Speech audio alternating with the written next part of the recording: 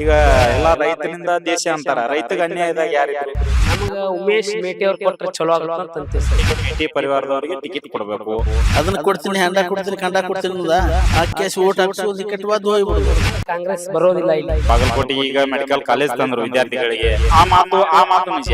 ಅವ್ರ ತಂದೆ ಋಣ ಎಲ್ಲ ಯಾರಿಗಿದ್ರೆ ಅದು ಉಮೇಶ್ ಅವರಿಗೆ ಅಂತ. ಸಿದ್ದರಾಮಯ್ಯ ಸಾಹೇಬ್ರೆ 5 ವರ್ಷ ಕಂಪ್ಲೀಟ್ ಮಾಡ್ಬೋದು. ಗ್ಯಾರಂಟಿ ಯೋಜನೆಗಳು ಪ್ರತಿ ಮನೆಯವರಿಗೂ ಅನುಕೂಲ ಆಗಿವೆ. ಬಿಜೆಪಿ ಗೆಲ್ಲಲ್ಲ, ಬಿಜೆಪಿ ಬರೋದು. ನಿಮ್ ಹೆಸರು? ಅಬ್ದುಲ್ ಏನ್ ಮಾಡೋದು? ಗ್ಯಾರೇಜ್ ಕೆಲಸ ಮಾಡ್ತೀನಿ. ಹೇಗೆ ರಂಜಾನ್ ಹಬ್ಬ ಜೋರಾಗಿ ನಡೀತಿದ್ಯಾ? ನಡೀತಾ ಇದೆ ಸರ್. ನಡೀತಾ ಇದೆ ಸರ್. ಹೇಗಿದೆ ಯುವಕರಿಗೆ ಏನಾಗ್ಬೇಕು ಇಲ್ಲಿ ಉದ್ಯೋಗ ಮತ್ತೊಂದು ಅಂದ್ರೆ?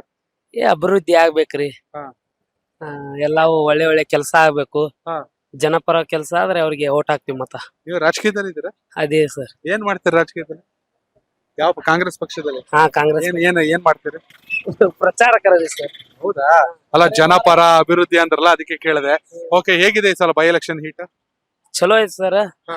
ನಮಗ ಉಮೇಶ್ ಮೇಟಿ ಅವ್ರು ಕೊಟ್ರೆ ಚಲೋ ಆಗತ್ತ ಅಂತ ಅಂತೀವಿ ಸರ್. ಯಾಕೆ ಉಮೇಶ್ ಮೇಟಿ ಅವ್ರು ಕೊಡ್ಬೇಕು, ಮಲ್ಲಿಕಾರ್ಜುನ್ ಕೊಡಬಾರದು? ಇಲ್ಲ, ಉಮೇಶ್ ಅವರು ಬಾ ಒಳ್ಳೆ ವ್ಯಕ್ತಿ, ಹಾ. ಜನಪರವಾದ ವ್ಯಕ್ತಿ, ಜನಸಾಮಾನ್ಯರಿಗೆ ಬೇಕಾದಂತ ವ್ಯಕ್ತಿ, ಹಾ. ಅಭಿವೃದ್ಧಿ ಅಧಿಕಾರರು, ಹಾ. ಚಲೋ ವ್ಯಕ್ತಿ ಅಂತ ಅವ್ರಿಗೆ ಕೊಡು ಅಂತ ಹೇಳ್ತೀವಿ ಟಿಕೆಟ್. ಅವ್ರಿಗೆ ಕೊಟ್ರೆ ರಿಸಲ್ಟ್ ಆಗುತ್ತೆ. ಅವ್ರು ಕೊಟ್ರೆ ಒಂದು ವೇಳೆ ಬೇರೆಯವ್ರಿಗೆ ಕೊಟ್ಟು ಬಿಟ್ರು? ಕಾಂಗ್ರೆಸ್ ಬರೋದಿಲ್ಲ ಇಲ್ಲಿಗೆ. ಹೌದಾ? ಅವ್ರ ತಂದೆ ಋಣ ಎಲ್ಲ ಯಾರಿಗಿದ್ರೆ ಅದು ಉಮೇಶ್ ಅವ್ರಿಗಿದೆ ಅಂತ. ಹೌದಾ? ಓಕೆ. ಅವ್ರ ತಂದೆ ಕಾಲದಿಂದಲೂ ಚೆನ್ನಾಗಿ ಓಡಾಡ್ಕೊಂಡು ಜನರ ಜೊತೆ ಸಂಪರ್ಕ ಇದೆ. ಸಣ್ಣ ಪುಟ್ಟ ಹುಡುಗರಿಗಾಗ್ಲಿ ಹಿರಿಯರಿಗೆ ಆಗ್ಲಿ ಅವ್ರ ಸಂಪರ್ಕ ಚಲೋ ಇದೆ, ಜನಪರ ಸಂಪರ್ಕ ಚಲೋ ಇದೆ. ಉಮೇಶ್ ಅವ್ರು ಕೊಟ್ರೆ ಒಳ್ಳೇದಾಗತ್ತೆ. ಮತ್ತೊಮ್ಮೆ ಕಾಂಗ್ರೆಸ್ ಬರಲಿಕ್ಕೆ ಸಾಧ್ಯ ಆಗತ್ತೆ. ಬೇರೆದವ್ರಿಗೆ ಯಾರಿಗೆ ಕೊಟ್ರೆ ಕೆಲಸ ಆಗೋದಿಲ್ಲ. ಬೇರೆಯವ್ರಿಗೆ ಕೊಟ್ಬಿಟ್ರೆ ಕಾಂಗ್ರೆಸ್ ಸೋಲುತ್ತೆ, ಬಿಜೆಪಿ ಗೆದ್ದು ಬಿಡುತ್ತೆ. ಬಿಜೆಪಿನೇ ಆಟೋಮೆಟಿಕ್ ಆಗಿ ಬರ್ತದೆ. ಓಕೆ. ಇನ್ನೇನ್ ಕೆಲಸ ಇಲ್ಲಿ? ಈಗ ತುಂಬಾ ಜನ ಯುವಕರು ಏನಂದ್ರು ಅಂದ್ರೆ, ಸಿಟಿ ಒಳಗಡೆ ಇಲ್ಲಿ ಏನೋ ಫ್ಯಾಕ್ಟ್ರಿ ಇಲ್ಲ ರೀ, ಓದ್ಬೇಕು, ಬೆಂಗಳೂರಿಗೆ ಹೋಗ್ಬೇಕು. ನಿಮ್ಗೇನ್ ಅನ್ಸುತ್ತೆ? ಹೌದು ಸರ್, ಬಾಳ ಕಷ್ಟ. ಇದು ಊರು ಸಾಂದಿದೆ, ಫ್ಯಾಕ್ಟ್ರಿ ಕಟ್ಟಲಿಕ್ಕೆ ಏನ್ ಜಿಲ್ಲಾದಲ್ಲ. ಆದ್ರೆ ಜನಪರವಾಗಿ ಕೆಲಸ ಸಾಹೇಬ್ರು ಬಂದ್ರಂದ್ರ ಮಾಡ್ತಾರ. ಈ ಮೆಡಿಕಲ್ ಕಾಲೇಜು ತೆಗಿಯಲಿದಾರ ಸರ್. ನಾಳೆ 20 ಮುತ್ತುರಾಜ್ ಬೆಲ್ಲದ್ ಅಂತ PKPS ಡೈರೆಕ್ಟರ್, ಯಾವ ಡೈರೆಕ್ಟರ್? ಪ್ರಾಥಮಿಕ ಕೃಷಿ ಪತ್ತಿನ ಸಹಕಾರಿ ಸಂಘ ಕಮತಗಿ. ಹೇಗಿದೆ ಸರ್, ಏನ್ ಅಭಿವೃದ್ಧಿ ಆಗ್ಬೇಕು ಬಾಗಲಕೋಟ್? ನೋಡ್ರಿ ಸರ, ಈಗ ನಮ್ಮ HY ಮೇಟಿ ಸಾಹೇಬರು 12ನೇ ಭಾಗ ಕೆಲಸ ಮಾಡಿ ಹೋಗ್ಯಾರಿ. ಅವರು ಲಿಂಗೈಕ್ಯರಾದ್ರಿಂದ ಈಗ ನಮ್ಮ ಬಾಗಲಕೋಟಿಗೆ ಈ ಹೊಳ್ಳಿ ಮರು ಎಲೆಕ್ಷನ್ ಬಂತ. ಈಗ ನಮ್ಮ ಆಸೆ ಏನು, ಅವರು 12ನೇ ಭಾಗ ಕೆಲಸ ಮಾಡ್ಯಾರ, ಇನ್ 4ನೇ ಭಾಗ ಉಳಿಸಿ ಹೋಗ್ಯಾರ. ಈಗ ಅವು ಆಗ್ಬೇಕಂದ್ರ ಹೊಳ್ಳಿ ಈಗ ಮೇಟಿ ಪರಿವಾರದವ್ರಿಗೆ ಟಿಕೆಟ್ ಕೊಡ್ಬೇಕು. ಮೇಟಿ ಪರಿವಾರದೊಳಗೆ ಯಾರಿಗೆ ಕೊಟ್ರು ಕಾರ್ಯಕರ್ತರಿಗೆ ಕೊಡಬಾರ್ದು? ಕೊಡ್ಬೋದು ಸರ್. ಈಗ ಅವರು ಅಧಿಕಾರದಾಗ ಇದ್ದಾಗನ ಇದಾಗ್ಯಾರ. ಈಗ ಹೊಳ್ಳಿ ಅವ್ರ ಮನೆಯವ್ರಿಗೊಬ್ರಿಗೆ ಕೊಟ್ರ ಈಗ ಜನರದ ಅವ್ರ ಮ್ಯಾಗ ಆಸೆ ಇತ್ತು. ಅವ್ರ ಎಷ್ಟೋ ಕೆಲಸಗಳು ಮಾಡ್ಯಾರ. ಬಾಗಲಕೋಟೆಗೆ ಈಗ ಮೆಡಿಕಲ್ ಕಾಲೇಜ್ ತಂದ್ರು ವಿದ್ಯಾರ್ಥಿಗಳಿಗೆ. ಈಗ ಬಾಗಲಕೋಟೆಯಲ್ಲಿ ಮುಳುಗಡೆ ಸಂತ್ರಸ್ತರ ಪರವಾಗಿ ಹೋರಾಟ ಮಾಡಿದ್ರು. ಈಗ ಮತ್ತ ನಮ್ಮ ಹಳ್ಳಿಗಳು ಎಲ್ಲಾ ನಮ್ಮ ಪಟ್ಟಣ ಪಂಚಾಯತಿ ನಮ್ಮ ಊರಲ್ಲಿ ಇದ್ರು ಎಲ್ಲಾ ಸಮುದಾಯಗಳಿಗೆ ಫಂಡ್ ಕೊಟ್ಟಾರ. ಪ್ರತಿಯೊಂದು ಸಮಾಜಕ್ಕೂ ಯಾವುದೇ ಸಮಾಜ ಅಂತಿಲ್ಲ, ಸರ್ವ 12 ಸಮಾಜದವ್ರಿಗೂ ಫಂಡ್ಗಳನ್ನ ಕೊಟ್ಟಾರ.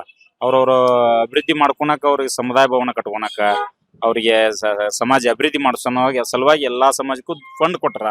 ಆ ಕೆಲಸಗಳು ಮುಗ್ದವ್, ಈಗ ವರ್ಕ್ ಆಗ್ಯಾವ. ಉದ್ಘಾಟನೆ ಮಾಡುವಾಗಿಲ್ಲ ಸಾಹೇಬರದು ಈ ಅನುಕಂಪ ಐತಿ. ನಮ್ಗೆ ತುಂಬಾ ಚೆನ್ನಾಗಿ ನೆನಪಿದೆ, ಸಿದ್ದರಾಮಯ್ಯ ಅವರು ನನ್ ಬಲಗೈಯೇ ಹೊರಟೋದಂಗ ಆಗ್ಬಿಡ್ತು ಅಂದ್ರು. ಹೌದು, ಆ ಮಾತು ನಿಜ. ಯಾಕಂದ್ರ ನಮ್ಮ ಸಿದ್ದರಾಮಯ್ಯ ಸಾಹೇಬ್ರ ಅಂದ್ರ ಮೇಟಿ ಸಾಹೇಬ್ರ ಅಂದ್ರ ಬೇರೆ ಇದ್ದಿಲ್ಲ. ಇಲ್ಲಿ ನಮ್ಮ ಭಾಗ ಕಡೆ ಇಲೆಕ್ಷನ್ಯಾಗ ಮೇಟಿ ಸಾಹೇಬ್ರ ನಿಂತ್ರು ಒಂದ, ಸಿದ್ದರಾಮಯ್ಯ ಸಾಹೇಬ್ರ ನಿಂತ್ರು ಒಂದ. ಅವ್ರ ಇದನ್ನ ನೋಡಿನ ಇಲೆಕ್ಷನ್ಗಳು ಹಾಕವ್. ಇಲ್ಲಿ ಬಾದಾಮಿ ಕರ್ಸಿದ್ರು, ಆರಿಸ್ತಂದ್ರು, ಅಲ್ಲಿ ಬಂದ್ರು ಜನ, ಅವ್ರಿಗೆ ಮತ ಕೊಟ್ಟು ಆರಿಸ್ತಂದ್ರು. ಈಗ ಒಂದು ಗ್ಯಾರಂಟಿ ಯೋಜನೆಗಳ ಬಗ್ಗೆ ಹೇಳ್ಬೇಕಂದ್ರ, ಗ್ಯಾರಂಟಿ ಯೋಜನೆಗಳು ಪ್ರತಿ ಮನೆಯವರಿಗೂ ಅನುಕೂಲ ಆಗ್ಯಾವ.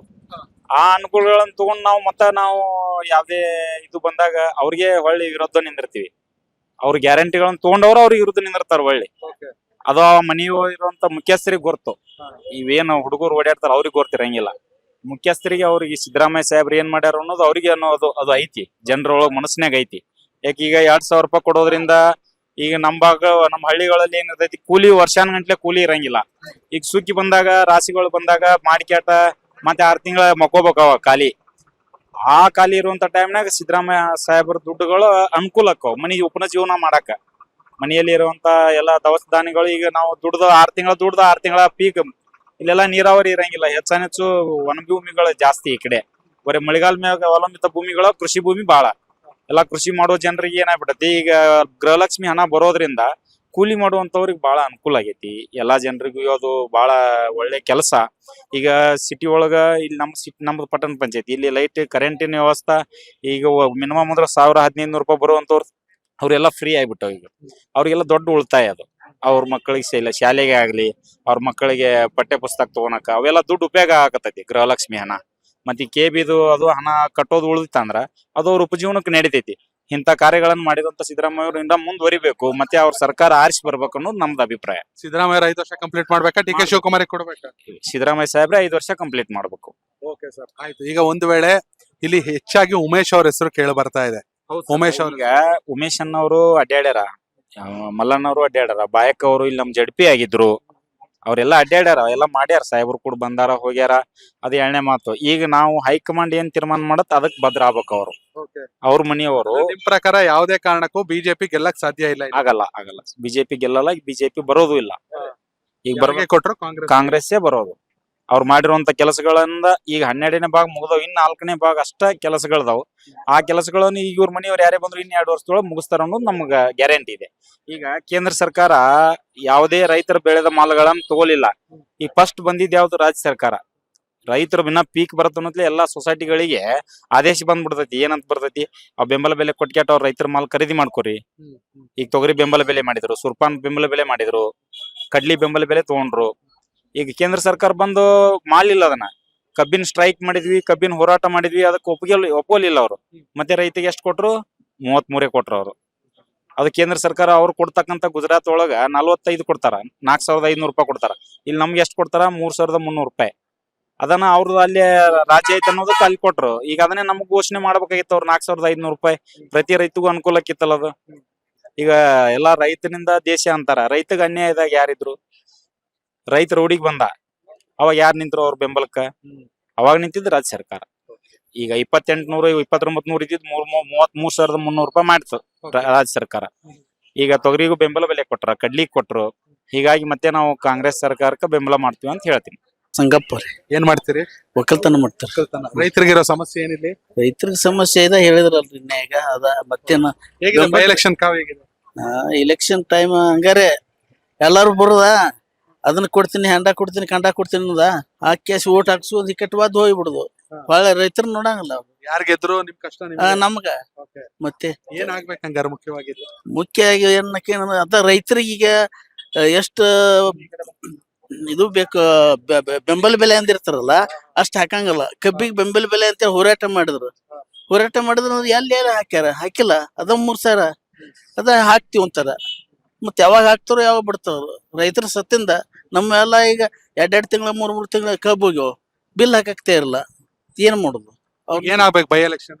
ಬೈ ಎಲೆಕ್ಷನ್ ಅಲ್ಲಿ ಯಾವ್ದು ನೋಡ್ಬೇಕು ನಾವು? ಮಗ ಎಲ್ಲ ಸಾಕಾಗ್ಯಾವ. ಒಂದ್ ಯಾವ್ದಾರ ಒಂದ್ ಬೇರೆ ಯಾರಿಗೂ ಓಟ್ ಹಾಕ್ಬಾರ್ದು ಅಂತ ನೀವು ಹಂಗ ಐತಿ ಕರೆ. ಮತ್ತೆ ಯಾರು ಬರ್ತಾರೋ ಏನು, ಯಾರ್ ಗೆದ್ರು ಅಷ್ಟೇ ಅಲ್ಲಿ ಬದಲಾಗಿಲ್ಲ. ಹೌದ್ರಿ. ಹೀಗಾಗಿ ಇನ್ನು ಟಿಕೆಟ್ ಎಲ್ಲ ಅನೌನ್ಸ್ ಆಗಿ ಎಲೆಕ್ಷನ್ ಅನೌನ್ಸ್ ಆದ್ಮೇಲೆ ಯೋಚನೆ ಮಾಡ್ತೀವಿ. ಹೌದ್ರಿ. ಏನ್ ಮಾಡ್ಬೇಕು ಬಿಡ್ಬೇಕು? ಹೌದು ಸರ್. ಕನೆಕ್ಟ್ ಕರ್ನಾಟಕ, ಇದು ನಿಮ್ಮ ನೆಟ್ವರ್ಕ್.